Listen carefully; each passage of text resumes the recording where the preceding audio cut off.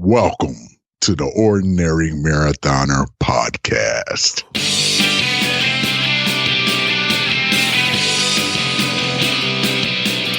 Hello and welcome to the Ordinary Marathoner podcast. My name is Coach Scott. I'll be your host today. It is Thursday, July 30th.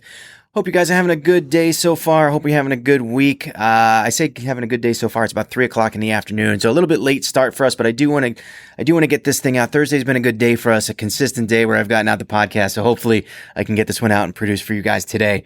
The reason why we're a little bit late today was one of our Team Ordinary members, someone I coach, Denise Morris.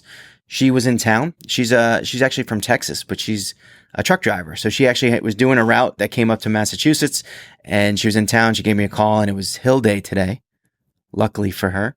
So I picked her up, and we went down to Forest Park in Springfield, Massachusetts.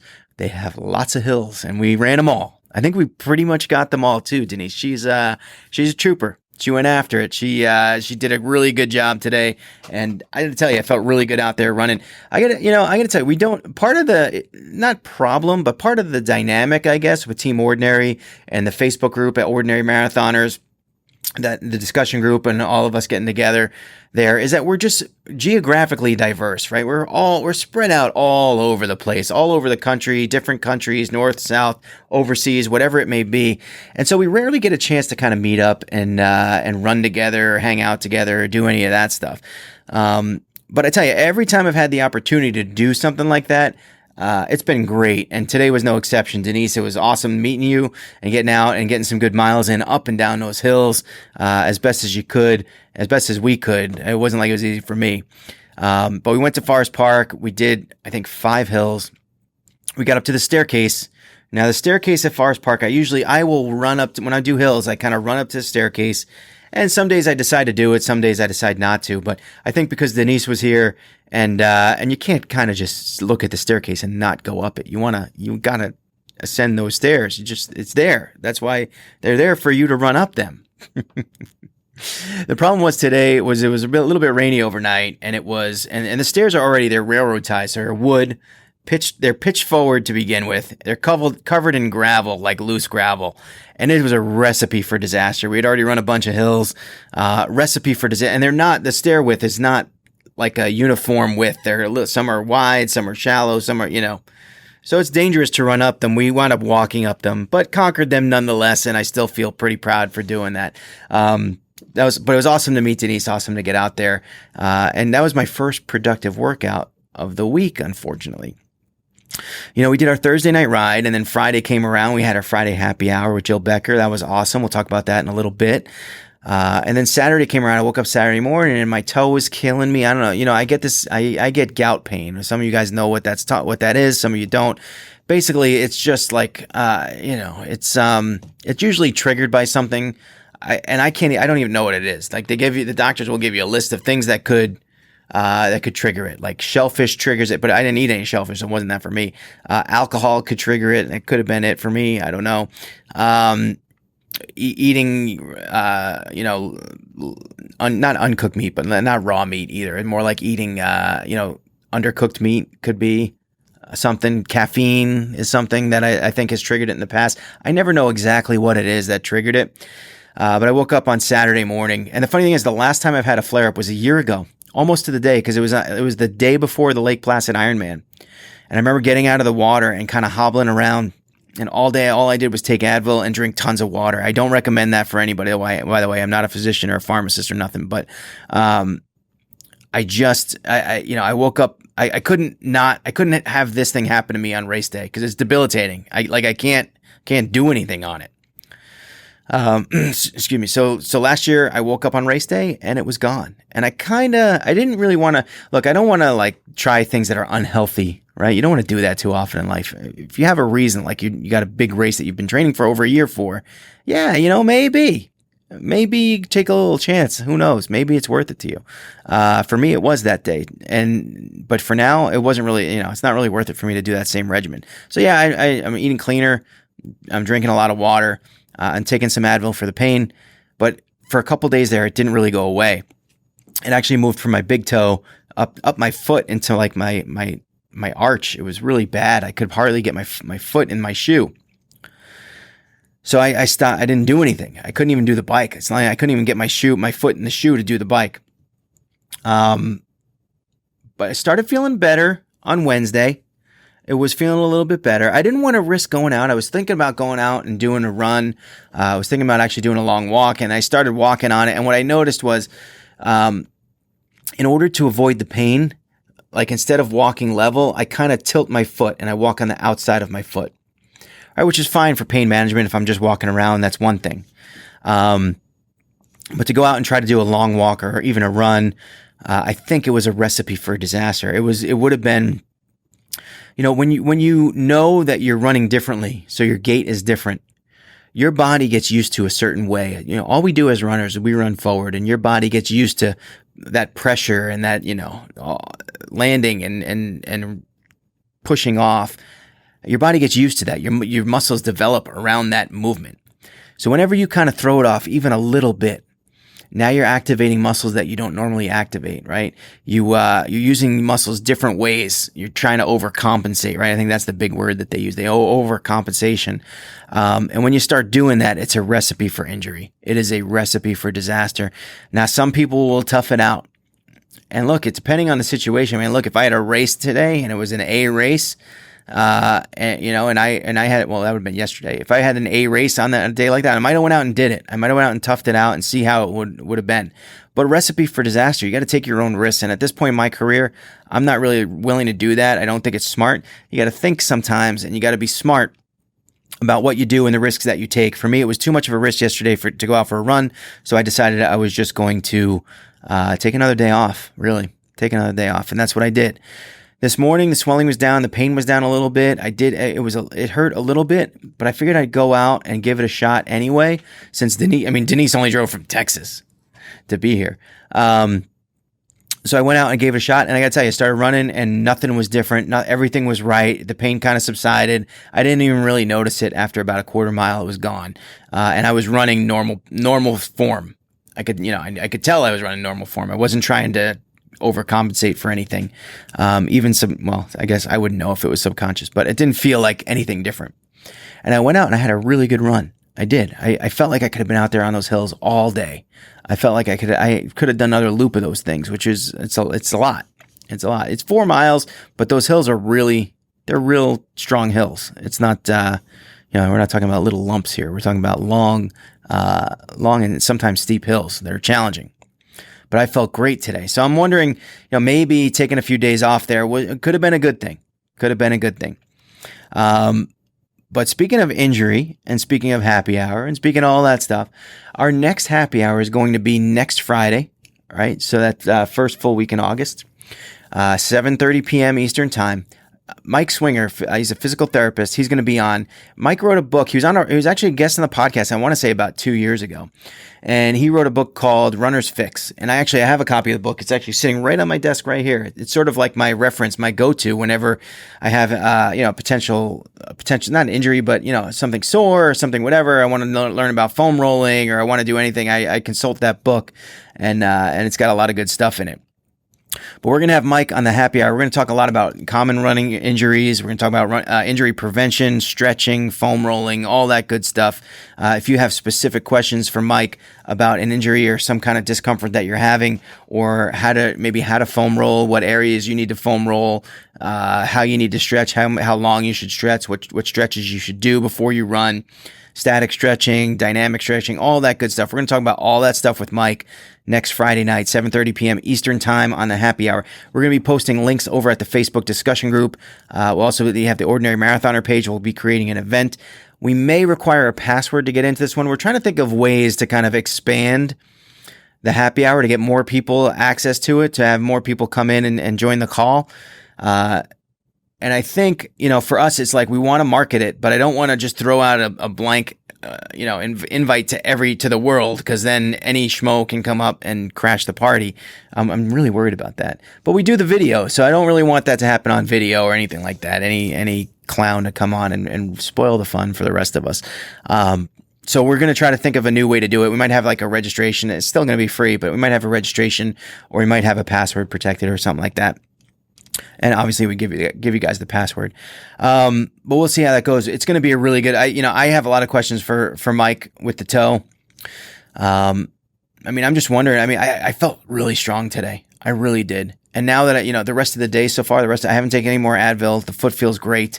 It feels fine. It's almost 100%. I could kind of feel a little twinge of pain when I move it, but it's nothing compared to what it was the last few days. And I'm looking forward to the bike ride tonight too. So definitely looking forward to that. So I was going to talk about last week's happy hour. So we had Coach Jill Becker on. She's an Ultrarunner. She's done a lot of big races, a lot of long races, 100 milers and the like. We talked a lot about ultrarunning. And yeah, that the idea of doing an ultra marathon, an ultra race has been banging around my head now for years. I just never felt like I had the desire to do it. It just it's like I kind of wanted to do it, but I know that the pain that I go through for a full marathon, and I know that level of pain, and I think out of the 7 marathons I've done, I've probably only felt one that when I got through that finish line, I said, hey, I could kind of walk around and it doesn't really hurt too much and I feel comfortable, and maybe I could have run a little bit more. That was Marine Corps Marathon 2015. Maybe I could actually run a little bit more, travel a little bit more, without too much pain. Other than that, when I finish a marathon, I am gassed. I am, I can barely stand. I want to sit down. I don't want to walk. I don't want to do anything. So it feels like my body tells me I don't need to go beyond 26.2. That being said, and, as a coach, I coach, I have a few clients. Building up that stable of clients has been really good. And you guys are amazing. But a lot of you guys, you're starting to kind of get advanced in your running, and you start, the idea, especially when we do a happy hour with an ultra athlete, and we talk to ultra athletes all the time, the idea of doing an ultra can be pretty captivating. It can be pretty, convincing that it's something you want to do. Yeah, especially if you've done a marathon. I've done a marathon before. Do an ultra. And it's been sitting there for me. I didn't have that little piece, that little edge that kind of put me over, that really wanted me to do it. But see, now I have this thing, and I talked about this a little bit the last podcast, is that if I have a client, and so now I have 2 clients that are expressing interest in possibly doing an ultra. But if I have a client who wants to do that, I don't know how comfortable I feel coaching that client to do something that I haven't done. Now, I know that when you think of coaching, like I'll give you the biggest example. Bill Belichick, can you ever imagine playing NFL football? Now, he did play in college. It was a smaller school. I think it was Amherst, something like that in Massachusetts. Anyway, he did play in college for a small school, but he would never make the NFL. I mean, you just look at the guy. He can't, potentially the greatest coach of all time, never played it down in the NFL. So yes, you can coach. You can be an effective coach in a sport. I think of boxing too. Like, remember Lou Duva? Did he ever box? He probably did. He probably did box. You guys are going to tell me he did boxing. He's probably pretty good. But I only saw him when he was older as a coach. And he coached boxers. And they did well. So you don't necessarily have to. He was probably a good boxer. I have absolutely. I'm going over zero information on that, by the way. But anyway, you don't necessarily have to be great in the sport in order to be a great coach. But for some reason, I feel like that's my thing. I feel like right now in my coaching career, part of my strength is that I've done it before. If you want me to coach you for a marathon, I've done it before. We can walk you through how to do it. We can walk you through the adversity you're going to face. If you want me to coach you in a triathlon, for an Ironman, a half Ironman, whatever, I've done that stuff. I got a good handle on it. I feel good. Feel good kind of, holding your hand through that one. Ultra marathon, that's different. I've never been to one. I've never watched one. We've had this podcast now for 4 years, 3 years, whatever it may be. I've had a lot of ultramarathoners on the podcast. We've talked about training. We've talked about all this stuff. So yeah, I do have contact with it. I have general knowledge of it, but do I feel good, expressing myself as making myself look like an expert? No, I don't. I don't feel confident that way. I'd feel much more confident if I did one. And so, yeah, we've had some people try to talk me into doing them in the past, and I've always said no. But now that I have these athletes saying, hey, I'm thinking about doing an ultra, I'm like, man, And last week I dismissed this, but in reality, and I don't know if this is a good why. I think it is though, because right now I'm really transforming my career, my coaching career especially, into towards a new thing. We just opened an LLC, Team Ordinary LLC. We're moving this forward. This is what I'm doing with myself right now. So I got to challenge myself, I think. And if you don't think that's a good why, I don't know. I think it is a good why. I think it's a great why. So I'm really thinking, and Nick Doe, he was part of the happy hour, and I talked to him earlier this week. He was talking about potentially doing the New York City Ultra, which is like the day after the New York City Marathon. It's canceled already this year. But he was talking about doing that. I would love to do that race. That's a 60K. But I think right now, my eyes just really got focused on a 50K later this year, maybe giving that a shot. I don't have a lot of time to train. I mean, we're almost in August here. The first race that I looked at was in October. I have no idea if I'm going to be ready for that one. Could I try? Yeah. Could I enter the race and give it a good, an honest effort, even after training for only 2 months? I could do that. Could I possibly finish? Yeah, I could. I think I possibly could. It would be a little more questionable if I did one in October. I kind of got one eyed up for October though. Stephanie, I already told her, and she's like, I'm never going to see you. She's like, you're going to be training all the time. And the thing is, you got to balance that stuff, right? You got to balance your training time. Look, I'm going to have to set my alarm a little earlier. I'm going to have to forego some TV watching at night. I'm going to have to find hours to train in the middle and still get all my coaching stuff done and still get all my home responsibilities done. But I think I can do it. I do think I can do it. So right now I'm kind of at this precipice. Then I had this injury happen, and I was kind of gung ho after the happy hour to start training. Then I had this injury happen, and I'm like, maybe this is the world telling me, because I look for that. You guys know how I'm a little, crazy like that. This is the world telling me that I shouldn't do an ultra, especially not this year. And again, this year, who knows? Who knows if, I see these races are still open, but who knows? But by the time it's race day, are they still going to happen? Some of them maybe yes. I've heard that there are some ultras out there still going on. Thank you, Jen Bergstrom, for letting me know. But will the races that I pick to do, will they still be up and running come race day? So I kind of got my eye on one, and so I was talking to Nick about it, and Nick's like, I don't know if you can do it this year. It seems like a lot of training to pack into a small number of days, and I'm like, I think I could do it. I just got to do it the right way, have the right approach. My approach, obviously, on race day is going to be to finish. It's not going to be to set any new speed records or anything like that. It's going to be to finish my first 50K. That would be my goal.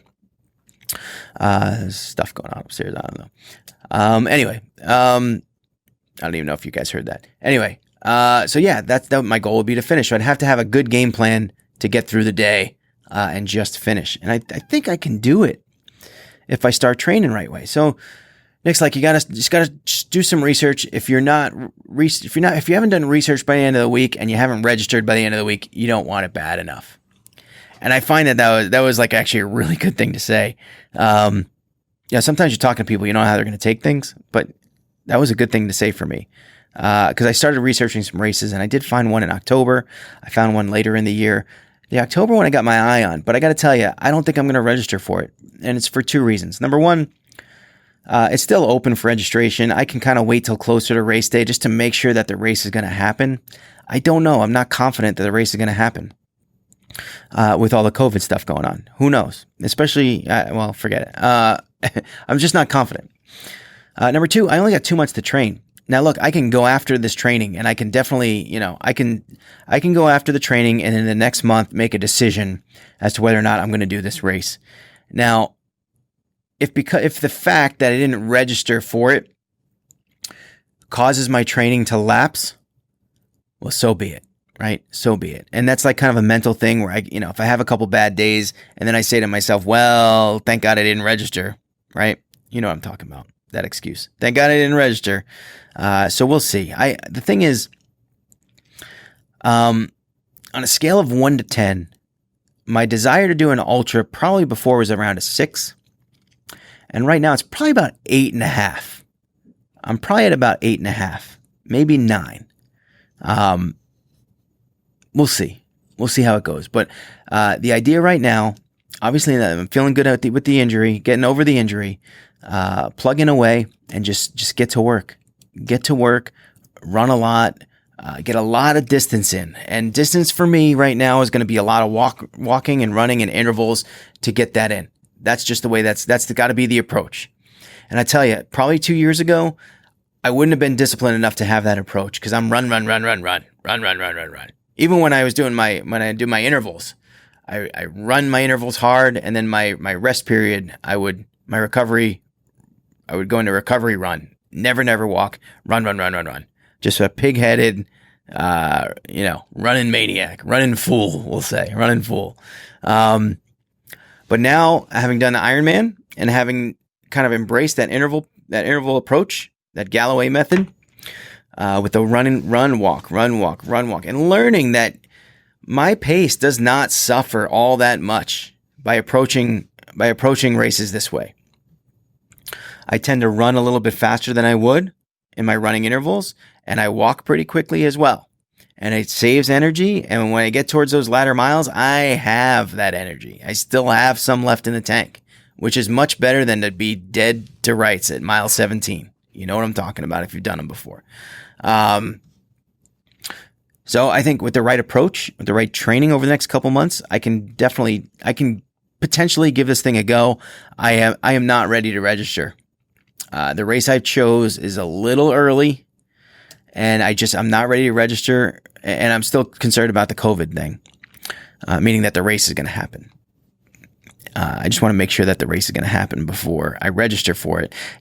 Part of the problem is here, guys. We've all registered for races this year, and those races have gotten canceled. And then some of us have deferred our races to next year. I think I'm deferring the Philly Marathon, if only because I'm too lazy to sit in there and try to wait. People are having issues with their refunds, so I think I'm going to defer. Plus, I like to run into Tishan Laws a couple times down in Philly. We're going to try to get down there and get some cheesesteaks this year, and then we'll do it again next year. We'll run it again next year. We'll run it the first time, but we'll get cheesesteaks again next year. The problem is you defer your races from this year to next year, and then you sign up for another race this year, and then what happens if they cancel that one? They defer that one to next year. What happens if they don't give you a refund option? Now I'm running 2 races, and I'm an ultra and a full marathon, and really close together. It's not the smartest thing.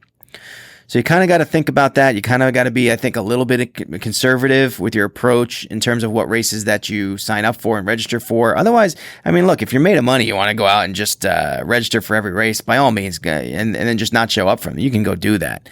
But a little frugality here, a little smart investing with your races comes into play too. And the thing is too, like with races like Ironman, you can try. I'm doing Muscle Man next year. I would like to do the full Ironman, which is the week after Muscle Man. And the problem is I can't do a half Ironman on one week and then the next week do a full. I could, it's just not smart and I don't want to. So, it's one of those things where, hey, can I call Ironman and ask if I can defer Muscle Man to the next year instead? Well, I'd love to be able to do that, but you call Ironman and see if anyone picks up the phone. Nobody does. We are in an age of zero customer service, especially with all these races being canceled. And I know that they've done their best to defer, to give you deferral options and do all that. And look, I get it. We do our ordinary marathon. I understand the economics behind some of these things obviously to a much greater degree than our race, as something like Ironman or Boston Marathon, New York City Marathon. Huge, the liabilities and all the things that go into that. You take in so much money, you got to spend some of it right away. You spend that money and all of a sudden the race gets canceled. And how do you rebate everyone when you spent half the money? I get it. It's impossible. It's an impossible business model right now, our sport. This is just what's happened. This is what we've been dealt. This is what we have to deal with. We're going to see bankruptcies. We're going to see, races folding, races coming back under different names. All that good, wonderful, quality stuff that COVID has brought us. But we have to persevere through it, and we will, because that's just what we are. We're tough like that. We persevere through it, and hopefully things will be normalized some point in the future, and we'll get our sport back. We will. That'll happen. Until then, I'm going to just keep training, keep at it, because it's, in the end, it's about doing things for yourself, right? And that sounds very, very egotistical and obnoxious. But in the end, it's about, you race yourself, you train for yourself, you do it for your health, you do it for whatever reasons, you do it for your why. I hate that. By the way, I'm like, I like it. It makes sense, the whole why thing, but I just hear it too much and it drives me insane.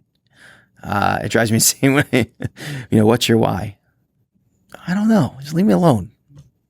Anyway, that was just, just you ever just hear a phrase way too much? You just hear it over and over and over again, and you're just like, all right, enough with the why. Enough with the why. But I get it. I do get it.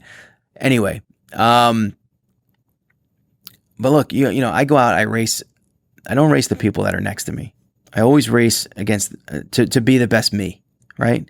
And I think that's what it comes down to. And it's not an egotistical thing. It's an empowering thing. You're empowering yourself to believe in yourself and the things that you can accomplish. That's what it is. That's the bottom line. For a lot of you guys go out there, if it is your first marathon, did you ever think, it's funny. I watched, so I was telling you about some of the, motivational videos I watched last week. And then I brought up the Matthew McConaughey one. And one of the things he talked about was the word unbelievable. He thinks it gets used too much. And again, I'm paraphrasing because I don't really remember exactly what he said. He's like, I don't really like the word unbelievable. Oh, you see something in a basketball game. Oh, it was unbelievable. Well, someone just did it. So actually, it's not really unbelievable. It's pretty believable. You just saw it with your own eyes, right? Someone just did it.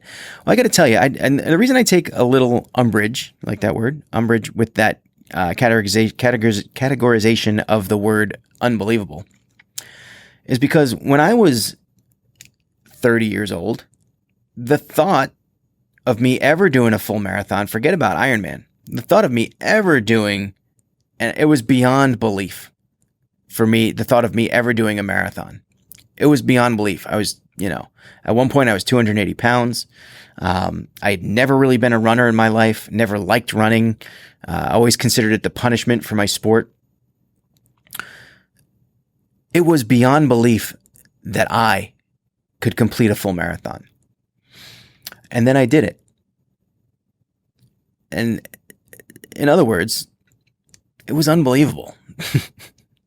At 280 pounds, at getting older, at moving on through life, at never embracing the sport of running, it was sort of unbelievable that I would ever finish a full marathon. And I think that probably applies to a lot of you. And it's that long-term discipline, that long-term training cycle, that commitment that you do to give to yourself that makes the unbelievable believable, makes the unaccomplishable accomplishable.